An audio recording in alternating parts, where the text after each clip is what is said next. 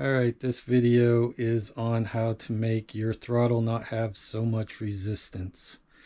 Mine has so much that when I hold it wide open, it can turn this.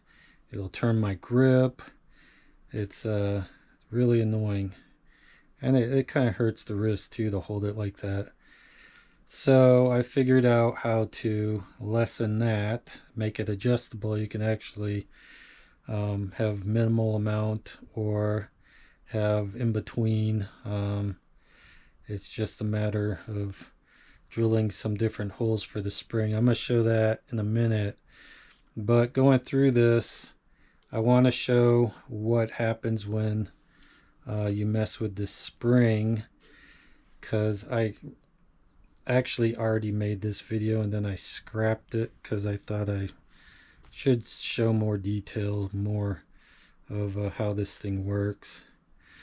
So basically, before I didn't know what would happen if you turn this gear too much that's in here, that I'll show in a minute. If you set the gear too much, basically if you turn this thing on and you're holding the throttle, it'll get an error message on the computer.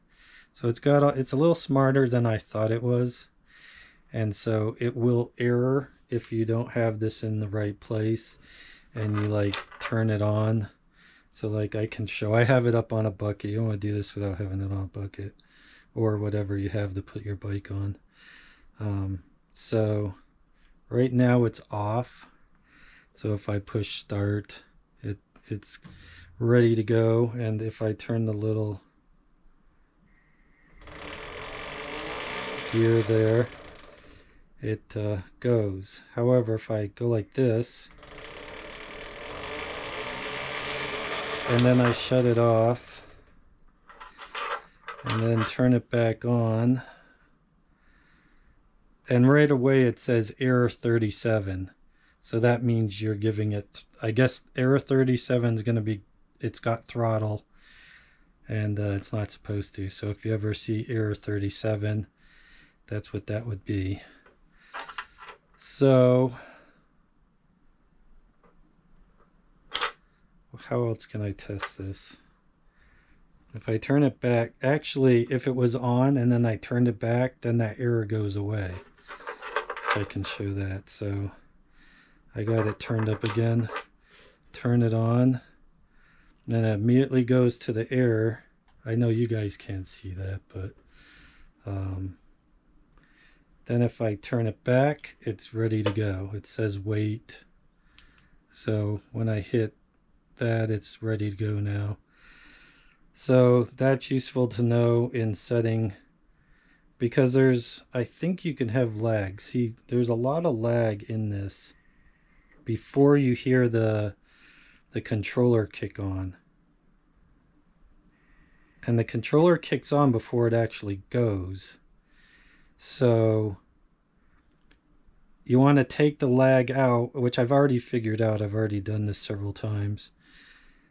And you want to take that out, but you don't want the controller kicking on when the grip is all the way back. So the key is hitting it. And it might actually be more gears than I thought it was. Because when I set this, I have to put it like 3 gears forward. But it might actually be 4. So I'm going to find that out right now, where the gear has to be set to have like no lag time.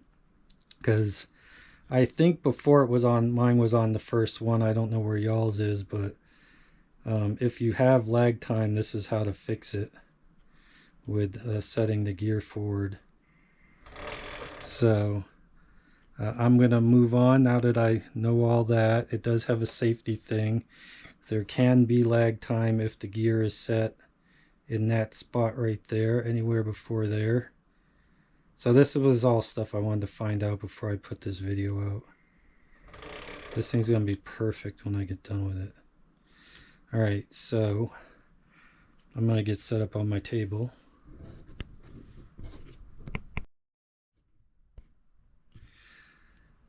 All right, so this thing's easy to take apart. I mean, it's just like 5 screws. It comes apart. The spring is usually stuck in here, but you can see this comes off.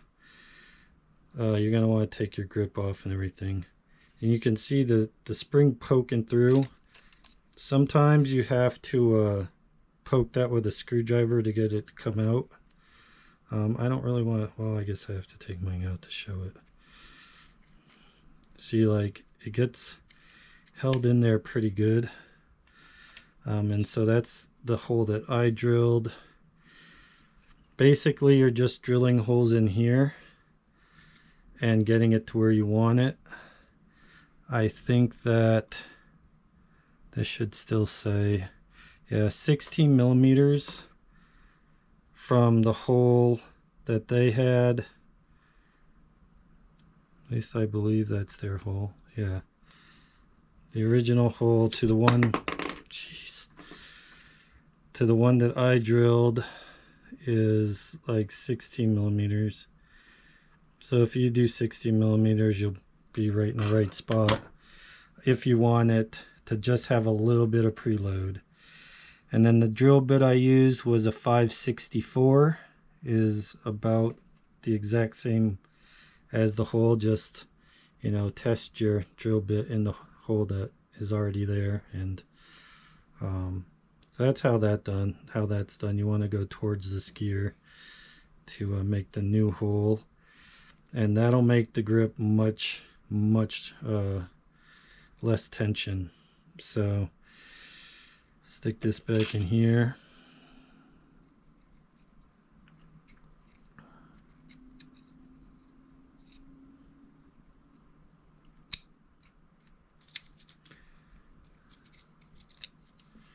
I gotta make sure it goes through that hole right there, because I did go one too far just to see, and it was it needed a little bit more preload. So this one that I made was perfect. So now it's sticking out of there again, and that's good for that. I put some grease that's not supposed to collect dirt in here, just to try and get it to move a little smoother. But now with that done, that just goes in this. There's a little part that sticks out there. The smallest hole there is where it goes. So you stick that end in there, and then there's a bumper right here.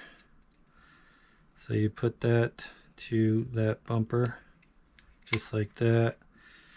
And then you're gonna want to lift it a little bit to adjust the gear.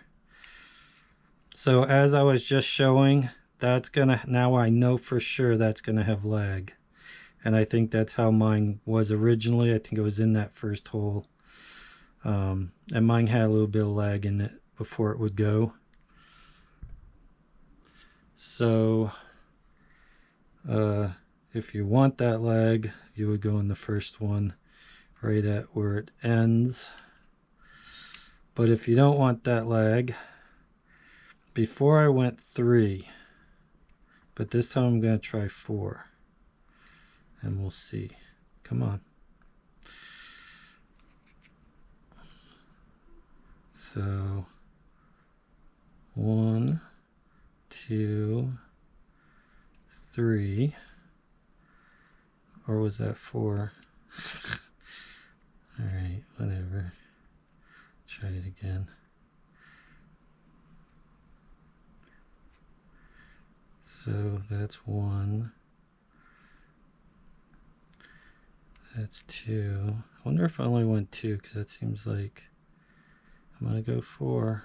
We'll see. 3, 4, and then I'll test it like that. I'm just going to hold it like this. Actually, I'll put the cover on and hold it that way, because I have a feeling I'm going back 1. All right.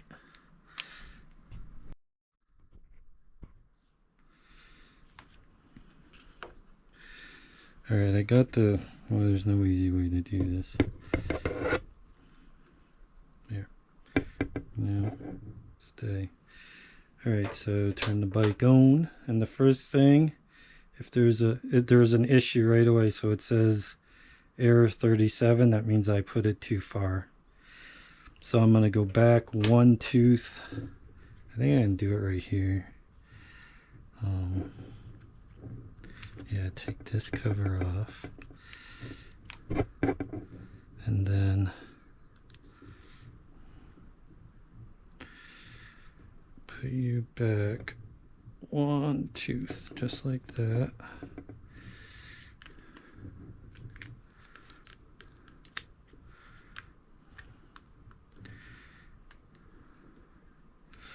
Turn it back on. Up, it's good. So if you're one tooth too far, it's gonna tell you. And so if I start it, it's in eco, it's ready to go. Oh, there's no lag at all now. I don't know if you can hear there's nothing. Just, I don't even know if that's a millimeter.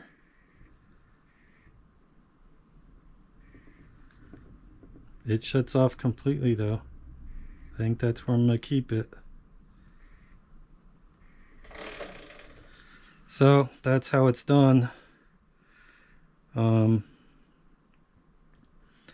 just put the whole thing, start putting it back together, because that's, I'm glad I did this again, because now I know for sure, now that I tested it a little more, of where this thing goes, the perfect spot in the gear.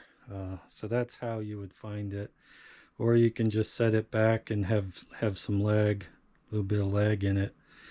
I'm going to try it out that way. And put this on real quick. So this is the tape that I use. It's just what I had laying around. It's fabric tape, double-sided fabric tape, but I'm pretty sure the double-sided regular thin tape like this would work probably better. But that's what I had, and it works alright. So basically just a little bit got in there. I got to get it out. But this stuff works really good. It's just that I had some on there already, and I took it off, and some got in. I didn't clean it good enough. So I got to go back over it with some rubbing alcohol, get all that off, and then it'll work nice and smooth. Alright, so I had to go and use rubbing alcohol on the whole thing, and then there was some sticky stuff underneath, so I tried to get off with rubbing alcohol, and it's still kind of sticky, so I had to put a little bit of grease, the same grease I use that's not supposed to collect dirt, but you know it does. Now it works perfect, nice and smooth. So all I gotta do is put the grip on.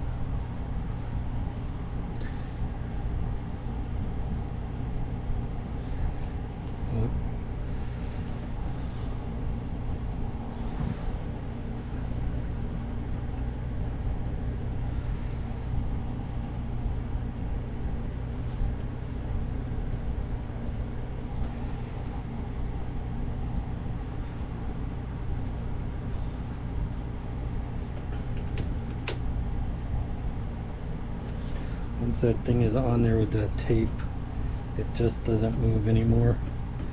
So I might take a little bit of that gap out by just moving this, undoing the screws and moving it over. But there we go. It works nice and smooth.